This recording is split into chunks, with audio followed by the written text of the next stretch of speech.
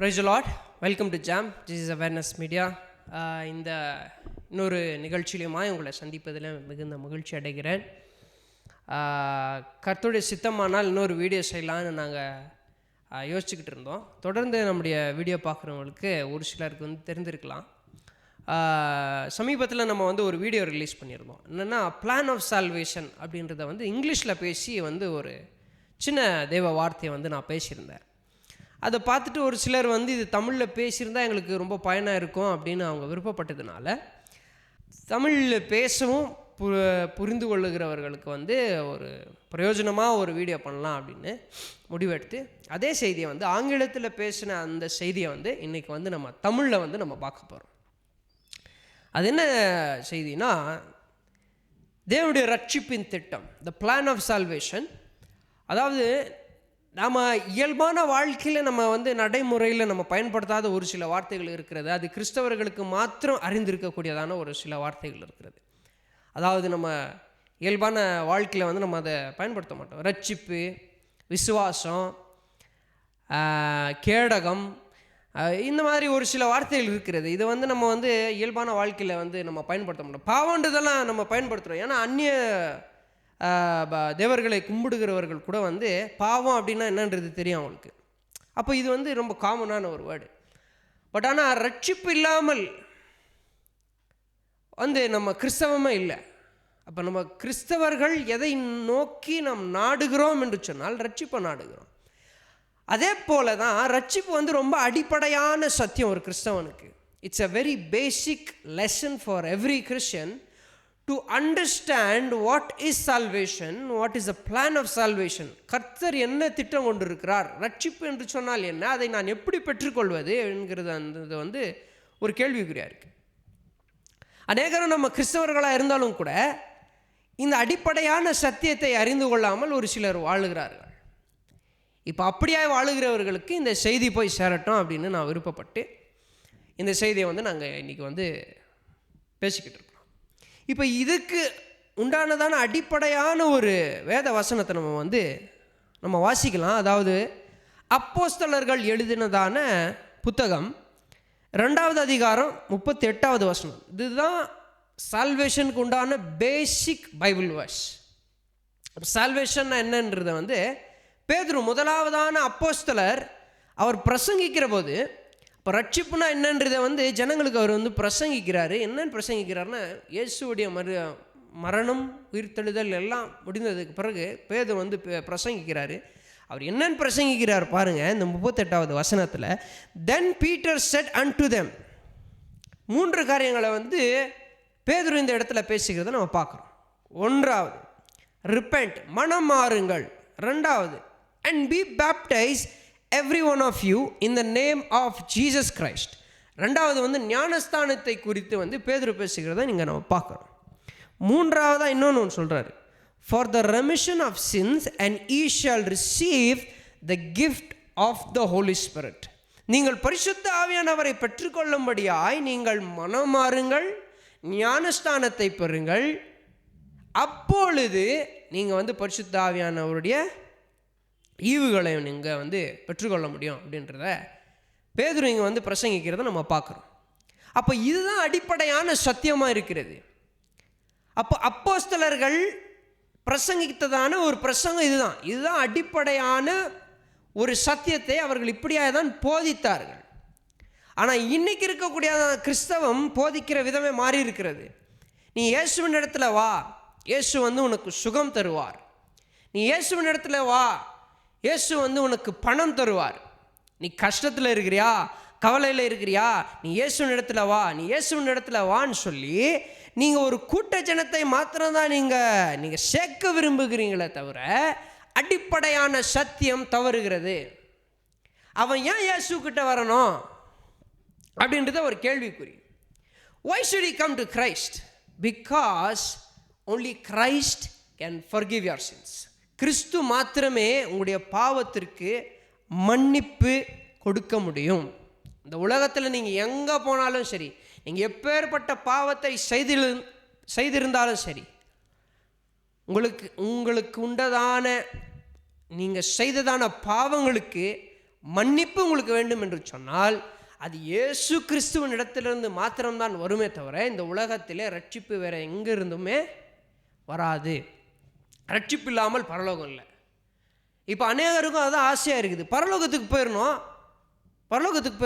இது அந்நிய இப்போ புறஜாதியார் கூட அதை நம்பிக்கை வச்சுருக்கிறாங்க. நம்ம மரித்ததற்கு பிறகு நமக்கு வந்து ஒரு வாழ்க்கை உண்டு, நம்ம மரித்ததுக்கப்புறம் நம்ம ஒரு இடத்துக்கு போக போகிறோம், பரலோகம்னு ஒரு இடம் இருக்குது, சொர்க்கன்றாங்க அவங்க பாஷையில். அப்போ சொர்க்கத்துக்கு போகணும். அப்போ எப்படி போக முடியும்? நல்லது மாத்திரம் நம்ம பண்ணிக்கிட்டே வந்தோம்னா, நம்ம நல்லது கெட்டதெல்லாம் எடை போட்டு கடவுள் வந்து நல்லது அதிகமாக நீ பண்ணியிருந்தீங்கன்னா நீ சொர்க்கத்துக்கு போ, கெட்டதெல்லாம் அதிகமாக பண்ணியிருந்தா நீ நரகத்துக்கு போ அப்படின்னு கடவுள் வந்து பண்ணிடுவார்னு அவங்க நம்புகிறாங்க. ஆனால் உண்மையான சத்திய வேதம் அதாவது என்ன சொல்லுதுன்னா, நீங்கள் பரலோகத்திற்கு போகணுமே என்று சொன்னால் இயேசு கிறிஸ்து ஒருவர் மாத்திரமே வழி. அதுதான் வேதம் சொல்லுது. அவர் ஒருவரே வழியும் சத்தியமும் ஜீவனுமாக இருக்கிறார். Only Jesus Christ is the way, the truth and the life. நீங்கள் பரலோகத்துக்கு போனோன்னா அவரை தாண்டி நீங்கள் போக முடியாது. அப்போ இந்த மாதிரியான சத்தியத்தை தான் வந்து அப்போஸ்தலர்கள் பிரசங்கித்ததை நம்ம வந்து பார்க்கணும். இப்போ இதில் வந்து ரட்சிப்பு எப்படி நமக்கு வந்து வெளிப்படுகிறது அப்படின்னு பார்த்தோம்னா, இயேசு கிறிஸ்து வாழ்க்கையிலும் 3 விதமான காரியங்கள் நிறைவேறுகிறது. இங்கே வந்து 3 விதமான காரியங்கள் பேதுரு பேசுகிறத நம்ம பார்க்குறோம். ஒன்று வந்து மனம் மாறுங்கள், 2வதாய் ஞானஸ்நானம் பெறுங்கள், 3வதாய் பரிசுத்த ஆவியிலே வந்து நீங்கள் ஈவுகளை பெற்றுக்கொள்ள முடியும் என்று வந்து பேதுரு இங்கே பேசுகிறத நம்ம பார்க்குறோம்.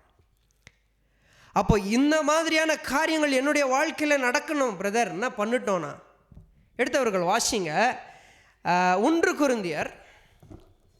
கொரிந்தியர் 15வது அதிகாரம் 1வது வசனம் தொடங்கி 3வது வசனம் வரையிலுமாய் நான் அதை உங்களுக்காக நான் வாசிக்கிறேன்.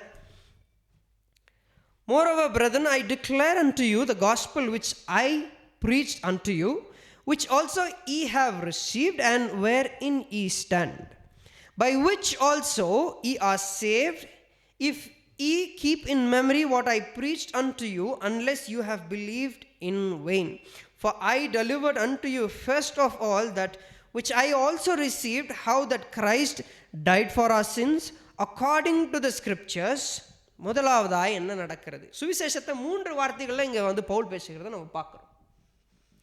பவுல் வந்து 3 விதமான காரியங்களை பேசி வந்து முழு சுவிசேஷத்தை கிறிஸ்துவுடைய இந்த உலகத்தில் கிறிஸ்து வந்ததற்கான நோக்கத்தை அவர் பேசி முடிக்கிறத நம்ம வந்து பார்க்குறோம். முதலாவதாய் கிறிஸ்து மரித்தார் என்று வந்து 3வது வசனத்தில் வந்து தெளிவாக எழுதப்பட்டிருக்குது. இப்போ பவுல் இங்கே என்ன சொல்கிறாருன்னா, Christ tight for our sins according to the scriptures. அப்போது கிறிஸ்து மரித்தாரே, ஆனால் நான் அந்த ரட்சிப்பை பெற்றுக்கொள்ள நான் என்ன செய்யணும்? நான் பாவத்திற்கு மரிக்கணும். எடுத்தவர்கள் வாசிங்கள் ரோமர் 6வது அதிகாரம் 2வது வசனத்தை நான் உங்களுக்காக நான் வாசிக்கிறேன். 6ஆம் அதிகாரம் 2வது வசனம் என்ன போட்டிருக்கு பாருங்க. God forbid, how shall we that are dead to sin live any longer therein? அப்பொழுது ரட்சிப்பை பெற்றுக்கொண்ட நாம், ரட்சிப்பை நீங்கள் எப்படி பெற்றுக்கொண்டீங்க? பாவத்திற்கு மரித்து நீங்கள் பெற்றுக்கொண்டீங்க. You were dead to sins. God forbid, how shall we that dead to sin live any longer therein? நீங்கள் பாவத்திற்கு மரித்தவர்கள் பாவத்தில் இன்னுமா நீங்கள் எப்படி வாழ முடியும்? நீங்கள் பாவத்துக்கு மரித்துட்டீங்க. அப்போ கிறிஸ்து உங்களுக்கு ரட்சிப்பு வேண்டும் என்று சொல்லுகிறதற்காக கிறிஸ்து மரித்தார். அப்போ அவருடைய மரணத்தின் நிமித்தமாய் நான் பாவத்திற்கு மரிக்க வேண்டியது அவசியமாக இருக்கிறது. So I am dead to sin. As Christ died, I need to die for the sins of this world. இந்த உலகத்திற்கு நான் மரிக்க வேண்டியதாக இருக்கிறது, இந்த மாம்சத்திற்கு நான் மரிக்க வேண்டியதாக இருக்கிறது, என் சுயத்திற்கு நான் மரிக்க வேண்டியதாக இருக்கிறது. I need to die for myself. I need to die for this world. I need to be dead for the sins of this world. இப்போ 2வதாய் கிறிஸ்துவுடைய வாழ்க்கையில் நடந்ததான இன்னொரு காரியத்தை பவுல் இங்கே எழுதுகிறார். என்ன எழுதுகிறார்னா, அதே 1 கொரிந்தியர் 15வது அதிகாரம் 4வது வசனத்தை நம்ம வாசிப்போமே ஆனால், and that he was buried and that he rose again the 3rd day according to the scriptures. 2வது பாயிண்ட் என்னன்னா, and that he was buried. இரண்டாவதாய் அவர் அடக்கம் பண்ணப்பட்டார். 3 விதமான காரியம். இயேசு மரித்தார், இரண்டாவதாய் அவர் அடக்கம் பண்ணப்பட்டார், மூன்றாவதாய் அவர் உயிர்த்தெழுந்தார் அக்கார்டிங் டு தி ஸ்கிரிப்சர் அப்படின்னு எழுதுறார். அப்போ இந்த 3 விதமான காரியங்கள் நம்முடைய வாழ்க்கையிலும் நிறைவேற வேண்டியது அவசியமாக இருக்கிறது. இந்த 3 விதமான காரியங்கள் தான் நமக்கு இந்த ரட்சிப்பை பெற்றுக்கொள்ள ஒரு அடிப்படையான ஒரு அடிப்படையான சத்தியமாக இருக்கிறது. இரண்டாவதாய் கிறிஸ்து அடக்கம் பண்ணப்பட்டார். அடக்கம் பண்ணப்படுவதுனா என்ன? It is to declare that this person no longer lives. இவர் மரித்து போனார். மரித்தவங்களை நம்ம அப்படியே வச்சுட்டு இருக்க மாட்டோம். என்ன சொல்கிறீங்க? நம்ம மரித்தால் என்ன செய்கிறாங்க? நம்மளை போய் அடக்கம் பண்ணுறாங்க. ஏன்னா இந்த சரீரத்திற்குள்ளாய் ஜீவன் இல்லை. இந்த சரீரம் மரித்ததற்கு பிறகு கொஞ்சம் நாற்று அடிக்க ஆரம்பிக்கும். இந்த சரீரம் அழுகி போகும். இந்த சரீரம் மண்ணானது, மண்ணுக்கே திரும்பும். அப்போது இந்த சரீரம் அடக்கம் பண்ணப்பட வேண்டியது அவசியமாக இருக்கிறது. அப்போது கிறிஸ்து அடக்கம் பண்ணப்பட்டாரே, ஆனால் என் வாழ்க்கையில் நிறைவேற வேண்டியதாவது என்ன? ரோமர் 6வது அதிகாரம், அதே ரோமர் 6வது அதிகாரம் 3வது வசனம் 4வது வசனத்தை நம்ம வாசிக்கலாம். Know ye not that so many of us as were baptized into Jesus Christ were baptized into his death. நாம் ஞானஸ்நானத்தை குறித்து பவுல் இந்த ரோமருக்கு எழுதினதான புத்தகத்தில் எழுதியிருக்கிறத நம்ம பார்க்குறோம். 4வது அதிகாரம், therefore we are buried with him by baptism into death, that like as Christ was raised up from the dead by the glory of the Father, even so we also should walk in newness of life. அப்போ 2வது point என்னன்னா, நான் முதலாவதாய் மனம் மாறணும். மனம் மாறினால் நான் என்ன செய்கிறேன்? இந்த உலகத்திற்கு நான் மரிக்கிறேன், இந்த பாவத்திற்கு நான் மரிக்கிறேன். 2வது காரியம் கிறிஸ்து அடக்கம் பண்ணப்பட்டதை போல நானும் ஞானஸ்தானத்திலே என்னுடைய இந்த உலக பிரகாரமான சரீரத்தை நான் அடக்கம் பண்ணப்படுகிறேன். இந்த உலகத்துக்கு நான் மரிக்கிறேன். ஞானஸ்தானம் என்கிறதான் இது என்ன? நாம் தண்ணீருக்குள்ளே மூழ்கும் பொழுது இந்த உலகத்திற்கு நாம் அடக்கம் பண்ணப்படுகிறோம். அன்றைக்கு இந்த உலகத்துக்குரிய மனிதன் அன்றைக்கு அடக்கம் பண்ணப்படுகிறான். ஒரு புதிய சிருஷ்டியாக நம்ம மாறுகிறோம். வெளியே வரும்போது you are not the old person. நீங்கள் அதே பழைய பாவத்தின் வாழ்க்கையை வாழக்கூடியதான நபராய் நீங்கள் ஞானஸ்தானத்திலிருந்து வெளியே வரும்போது நீங்கள் வருவது கிடையாது. நீங்கள் ஒரு புது சிருஷ்டியாய் நீங்கள் மாறி நீங்கள் வெளியே வருகிறீர்கள். அப்போ 3வதாக கிறிஸ்துவுடைய வாழ்க்கையில் நடந்ததான காரியம்தான் என்ன? 1 கொரிந்தியர் 15வது அதிகாரம் 4வது வசனத்தை நீங்கள் வாசிங்க. It chase, and that he was buried, அவர் அடக்கம் பண்ணப்பட்டார், and that he rose again the 3rd day according to the scriptures. 3வது நாளிலே கிறிஸ்துவானவர் உயிர்த்தெழப்பட்டார் என்று எழுதியிருக்கிறது. அப்போ உயிர்த்தெழுந்தார் என்று சொன்னால் நீங்கள் பேதுரு எழுதினதை நீங்கள் பார்த்தீங்கன்னா, 1 மனம் மாறுதலை குறித்து பேசுகிறார். 2வது நீங்கள் ஞானஸ்நானம் பெற வேண்டும், இந்த உலகத்திற்கு நீங்கள் அடக்கம் பண்ணப்பட வேண்டும் என்று எழுதுகிறார். 3வதாய் நீங்கள் பரிசுத்த ஆவியானவருக்குள்ளாய் நீங்கள் ஈவுகளை பெறும்படியாய் நீங்கள் இதை செய்ய வேண்டும் என்று சொல்லி எழுதுகிறார். அப்போ பரிசுத்த ஆவியானவருக்குள்ளாய் நாம் வாழ்வது என்பது மிகவும் அவசியமான ஒரு சத்தியமாக இருக்கிறது. அநேகரும் இன்னைக்கு பாவத்துக்கு நான் மனம் மாறி இருக்கிறேன், ஆண்டவரே நான் மன்னிங்கன்னு ஜெபிக்கிறத நம்ம பார்க்குறோம். ஞானஸ்நானம் பெறப்பட்டேன், நான் இன்னைக்கு ரட்சிக்கப்பட்டிருக்கிறேன் அப்படின்றத அநேகருக்குள்ள அந்த உணர்வு இருக்கிறது. ஆனாலும் பரிசுத்த ஆவியானவருக்குள்ளே இருக்கக்கூடியதான ஈவு உன் வாழ்க்கையில் எங்கே சகோதரா சகோதரிய? Where is the gift of the Holy Spirit in your life? அப்போ அதை நாம் தெரிந்து கொள்ள நம்ம என்ன பண்ண போகிறோம்? இப்போ கிறிஸ்து எப்படியா உயிர்த்தெழுந்தாரோ அதே வண்ணமாய் we must rise again. இந்த பாவத்திற்கு நம்ம மரித்துட்டோம், ஞானஸ்தானம் பெறப்பட்டோம், புது சிருஷ்டியாய் மாறினோம். அங்கே இருப்பது கிடையாது கர்த்தருடைய திட்டம். இனி நீ வாழ்க்கையில் முன்னேறி செல்ல வேண்டும். You should rise again. We must rise again from this world and live for God's glory. அதை நான் எப்படியா நான் கர்த்தருடைய மகிமைக்காய் நான் என் வாழ்க்கையை வாழணும் என்று சொன்னால் நான் எப்படி வாழப் போகிறேன்? ஆவியானவருக்குள்ளாய் நான் வாழப்போகிறேன். ஆவியானவர் என்னை பலப்படுத்துகிறவராக இருக்க போகிறார். எனக்கு ஜெபிக்க முடியலையா, ஆவியானவர், பரிசுத்த ஆவியானவர் வந்து எனக்கு உதவி செய்ய போகிறார். அப்போ நான் என்னால் ஜெபிக்க முடியாத அளவுக்கு நான் சோர்ந்து போகிற பொழுது பரிசுத்த ஆவியானவர் எனக்குள்ளாய் இருந்து அவர் ஜெபங்களை ஏறெடுக்கிறவராக இருக்கிறார். அதற்காக நாம் வாசிக்கலாம். ரோமருக்கு எழுதினதான புத்தகம் 6வது அதிகாரம் 4வது வசனம் தான் உங்களுக்காக வாசிக்கிறேன். Therefore we are buried with him by baptism into death, that like as Christ was raised up from the dead by the glory of the Father, even so we also should walk in newness of life. அப்போ வாழ்க்கையில் வந்து பழைய வாழ்க்கை உங்களுடைய வாழ்க்கையில் இருக்கிறது என்று சொன்னால் நீங்கள் இன்னுமாய் கிறிஸ்துவுக்குள்ளே உயிர் தள்ளவில்லை என்று அர்த்தம். நீங்கள் ரட்சிப்பை கொண்டவர்களாக இருக்கிறீர்கள் என்று சொல்லி உங்களுடைய வாழ்க்கையில் நீங்கள் சொல்லுகிறீர்கள் என்று சொன்னால் பழையவைகள் ஒளிந்து போய் நீங்கள் புதிய சிருஷ்டியாய் மாறுவது மிகவும் அவசியமாக இருக்கிறது. You should live a newness in Christ. அதுதான் கர்த்தருடைய சித்தமாக இருக்கிறது. அதுதான் ரட்சிப்புடைய நோக்கமாக இருக்கிறது. அதுதான் ரட்சிப்புடைய திட்டமாக இருக்கிறது. இப்போது திட்டம் என்று சொன்னால் என்ன, இப்போ நம்ம ஒரு பில்டிங் கட்டுறோம். அந்த பில்டிங் கட்டுறதுக்கு முன்னாடி ஒரு ப்ளூ பிரிண்ட் வருது. ஒரு ப்ளூ பிரிண்ட் போடுறோம், எல்லாம் பிளான் பண்ணுறோம். நம்ம எங்கே பெட்ரூம் வரணும், எங்கே கிச்சன் வரணும், இந்த இடத்துல வந்து வாஷ்ரூம் இருக்கணும், இந்த பக்கம் ஹால் இருக்கணும், இந்த மாதிரி எல்லாம் பிளான் போட்டு ஒரு பிளான் போட்டு ஒரு பிளானை வந்து எக்ஸிக்யூட் பண்ணுறோம் இல்லைங்களா? அதே போல் தான் இது வந்து ரட்சிப்பின் திட்டம். கர்த்தர் ஏற்கனவே உங்களுக்கு பிளான் போட்டு ப்ளூ பிரிண்ட்டை போட்டு கையில் கொடுத்துட்டாரு. இனி நீங்கள் அதை வந்து செயல்முறைப்படுத்துவது உங்கள் கையில் இருக்கிறது. நீங்கள் அதை செயல்முறைப்படுத்தணும். இப்போ அதே ரோமருக்கு எழுதுறதான புத்தகம் 8வது அதிகாரம் 2வது வசனத்தை நீங்கள் வாசிப்பீர்களே ஆனால், for the law of the spirit of life in Christ Jesus hath made me free from the law of sin and death. இனி எனக்குள்ளாய் பாவம் இருப்பது கிடையாது, இனி நான் மரிப்பது கிடையாது. ஏன்னா எனக்கு பதிலாய் ஒருவர், தேவ ஆட்டுக்குட்டி ஆனவர் எனக்கு பதிலாய் அவர் மரித்திருக்கிறார்.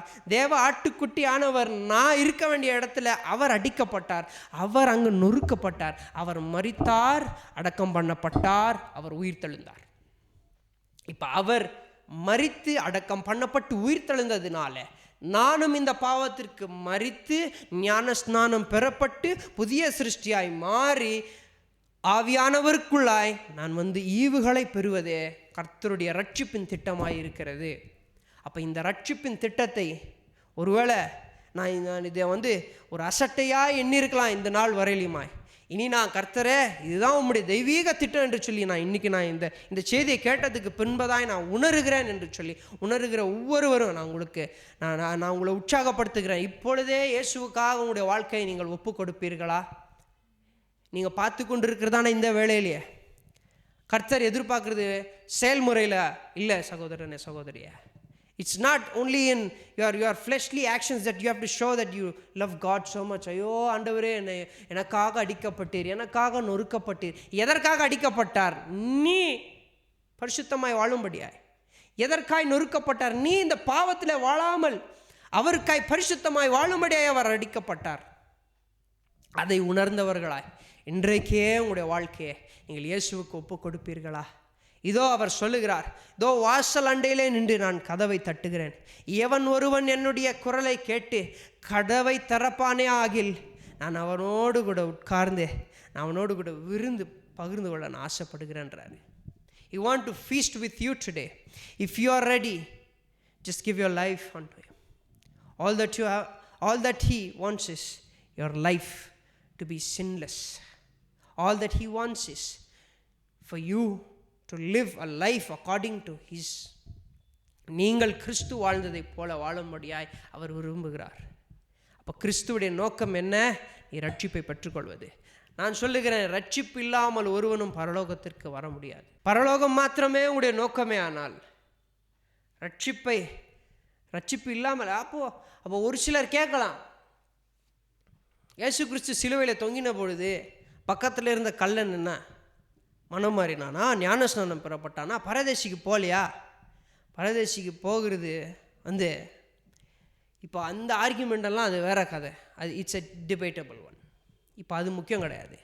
அவன் ஏன் பரதேசிக்கு போனான்னா அவன் என்ன அறிக்கை செய்கிறான்? நீங்கள் அந்த வசனத்தை வாசிச்சிங்கன்னா தெரியும். அவன் அவரை வந்து அறிக்கை செய்கிறான், இவரே தேவகுமாரன் என்று சொல்லி அந்த கள்ளன் வந்து அறிக்கை செய்கிறத நம்ம பார்க்குறோம். He confesses that he is the son of God. அதே தான் பேதுருவினிடத்தில் கேட்குறாரு ஆண்டவர், என்னை யார் என்கிறார்கள் எல்லாரும்? ஆண்டவரே, நீரே தேவகுமாரன், வாழ்வு தரும் வார்த்தையெல்லாம் உம்மிடத்தில் மாத்திரம்தான் உண்டு என்று பேதுரு சொன்ன மாத்திரத்தில் கர்த்தர் சொல்லுகிறார், இந்த கல்லின் மீது என் சபையை கட்டுவேன். அதுதான் அடிப்படையான சத்தியமாக இருக்கிறது. இயேசு கிறிஸ்து ஒருவரே தேவகுமாரனாக இருக்கிறார். இயேசு கிறிஸ்துவை அல்லாமல் ஒருவரும் பரலோகத்திற்கு வர முடியாது. பரலோகம் மாத்திரமே உங்களுடைய நோக்கமாக இருக்கிறதா? பாவத்திற்கு மறிக்காமல் நான் பரலோகத்துக்கு போயிடுவேன்னு ஒரு மூட நம்பிக்கையில் வாழ்ந்து கொண்டிருக்கிறீர்களா? இன்றைக்கு உங்களுக்கு இந்த வசனங்கள் பேசட்டும், உங்களுடைய இருதயத்தில் வந்து இந்த வார்த்தைகள் பேசட்டும், பரிசுத்த ஆவியானவர் உங்களுக்கு உணர்த்தட்டும். Without you dying for the sins of this world, you cannot receive salvation. Without you being baptized, நீ ஞானஸ்நானம் பெறாமலே நான் வந்து பரலோகத்துக்கு போயிடுவேன், பக்கத்தில் இருந்த கள்ள ஞானஸ்தானம் பெறலை, பரதேசிக்கு போயிட்டான், நானும் அதே போல் போயிடுவேன் நீங்கள் எண்ணிக்கொண்டு இருப்பீர்களே. ஆனால் மிக தவறான ஒரு விஷயம். இன்றைக்கே உங்களுடைய வாழ்க்கையை ஒப்பு கொடுங்க. ஞானஸ்நானம் பெறாமல் இருக்கிறீர்களா? இந்த நாள் வரையிலுமா முதலாவதாய் அவருக்கு உங்களுடைய வாழ்க்கையை ஒப்பு கொடுங்க. ஞானஸ்நானம் பெறுங்கள். ஞானஸ்நானம் பெறுவது மாத்திரம் முக்கியம் கிடையாது, பரிசுத்த ஆவியானவரோடு கூட ஒருங்கிணைந்த வாழ்க்கையை வாழ்வது மிகவும் அவசியமாக இருக்கிறது. ஒவ்வொரு நாளும் பரிசுத்த ஆவியானவரில் நாம் நிறைந்திருக்கவும், அவர் நம்மிலும் நாம் அவருக்குள்ளாகவும் நாம் ஒருங்கிணைந்து வாழ்வதே இந்த கிறிஸ்தவ ஜீவிதமாக இருக்கிறது.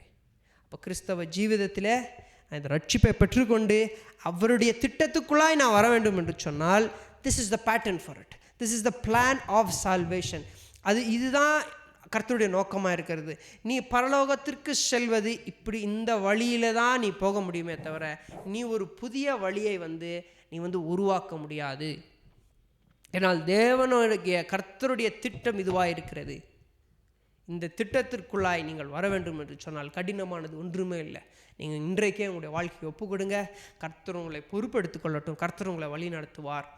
இந்த செய்தி உங்களுக்கு ஆசீர்வாதமாக இருந்திருக்கும் என்று சொல்லி நான் விசுவாசிக்கிறேன். இதை முடிஞ்ச அளவுக்கு நீங்கள் லைக் பண்ணுங்கள், ஷேர் பண்ணுங்கள், கமெண்ட் பண்ணுங்கள். இது அநேகருக்கும் பிரயோஜனமாக இருக்கட்டும். தொடர்ந்து எங்களை சப்போர்ட் பண்ணுங்கள். God bless you all. Thank you.